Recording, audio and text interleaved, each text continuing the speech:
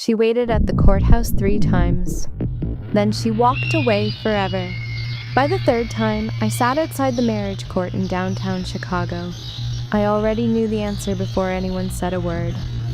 The digital clock on the wall crept toward 5 in the evening. Our marriage license was still neatly tucked inside the folder resting on my lap. Weeks earlier, Ethan and I had picked it up together, smiling as if the future was already written. All we needed to do was stand before a judge, exchange a few simple vows, and sign our names. It should have taken 15 minutes. Instead, I had spent the entire day sitting beneath the same flickering fluorescent lights, watching couples arrive together and leave together.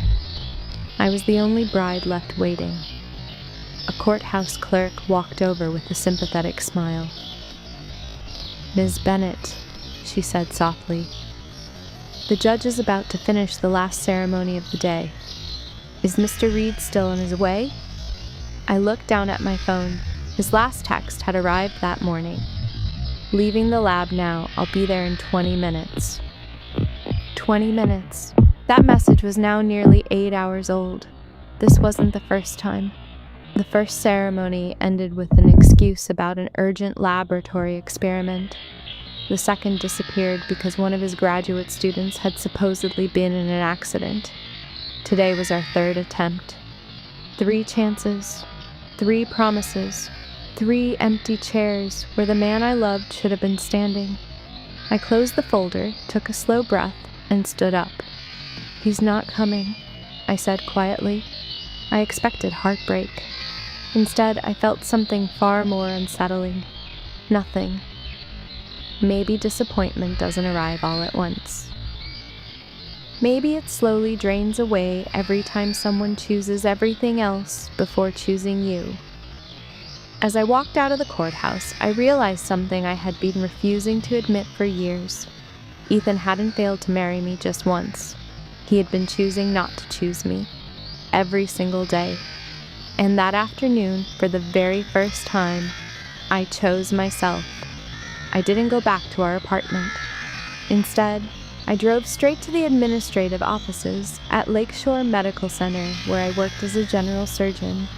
3 months earlier, I had been offered the opportunity of a lifetime. A prestigious medical center in Seattle had invited me to join an advanced surgical training and faculty development program. It was the kind of offer most surgeons spend years chasing, but I had put everything on hold, not because I wasn't ready, because I believed my future belonged with Ethan. He had made it clear that Chicago was home, and without realizing it, I had slowly begun treating his wishes as if they were our shared decisions. I walked into my department chair's office, carrying the acceptance papers I had almost thrown away. He looked surprised when I placed them on his desk. "I thought you decided to stay after the wedding," he said. I looked at the documents for a moment before answering. "My plans have changed." He studied my face. "Have you talked to Ethan about this?" I smiled politely. "For the first time, I don't need his permission." A few minutes later, the papers were signed. 6 weeks. That was all the time left before my new life would begin. As I stepped outside, the cold Chicago wind hit my face, but somehow it felt refreshing. For years, every decision I made had started with the same question. What will Ethan think? That afternoon, I asked myself a different question. What do I want? The answer came easier than I expected. That night, Ethan finally walked through the apartment door just after 10. He wasn't carrying flowers. He wasn't carrying an apology. Instead, he casually placed a small jewelry bag on the kitchen counter as if a gift could erase an entire day of waiting. "Something came up at the lab," he said without looking at me. "We'll just schedule another ceremony. Another ceremony, another promise, another excuse." He disappeared into the bathroom before asking a single question about how long I had waited, or how I felt. When the shower started running, my phone vibrated. It was a message from Sophia Lane. Ethan's former research partner, the woman everyone once called the love of his life. Attached to the message was a short video. With trembling hands, I pressed play.